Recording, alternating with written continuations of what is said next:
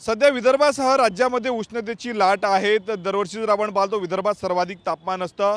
अमरावतीचं तापमान आजही 42 अंशाच्या समोर गेलेलं आपण बघू शकतो।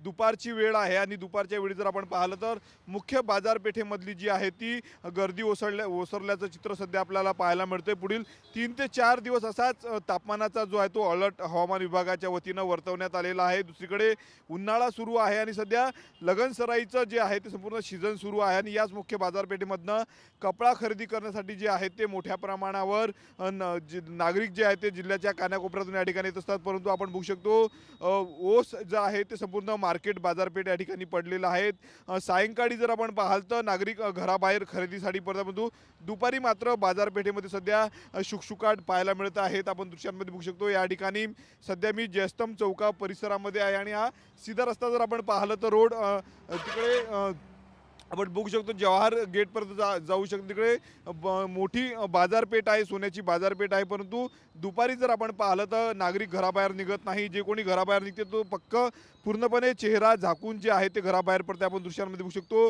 मिळेल त्या कपड्याने जे आहे ते चेहरा बांधूनच अमरावतीकर सध्या घराबाहेर पडत आहे। दुसरीकडे रोडवरली देखील गर्दी सध्या ओसरल्याचं चित्र पाहायला मिळत आहे। साधारणतः पुढील 3 ते 4 दिवस अशाच पद्धतीनं अमरावतीमध्ये तापमान राहणार असल्याचा अंदाज आपल्याला जो आहे तो हवामान विभागाने वर्तवला। काही दिवसापूर्वी जर आपण पाहिलं तर जवळपास 7 वर्षांचं रेकॉर्ड जे आहे ते यावर्षी तापमानाने जे आहे ते मार्च महिन्यात ओलांडलेलं होतं। त्यानंतर एप्रिल महिना देखील जो आहे तो कडाक्याची ऊन जे आहे ते सध्या आपल्याला पाहायला मिळत आहेत। आपण बघू शकतो प्रत्येक दुचाकी स्वार जो आहे तो चेहरा घट्ट बांधूनच जो आहे तो घराबाहेर पडत आहे। पुढील काही दिवस अशाच पद्धतीनं जे आहे ते हवामान विभागाचा अंदाज जो आहे तो हवामान विभागाने जो आहे तो उष्णतेचा अंदाज वर्तवलेला आहे। त्यामुळं एकंदरीत जर आपण पाहिलं तर घराबाहेर निघणारे नागरिक जे आहेत ते आपली पुरेपूर काळजी घेत असल्याचं आपल्याला पाहायला मिळत आहे।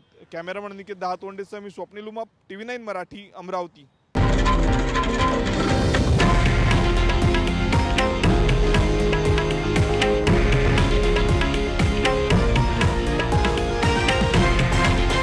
हे आहे देशातील नंबर 1 न्यूज नेटवर्क आणि आपण पाहत आहात TV9 मराठी, एकमेव।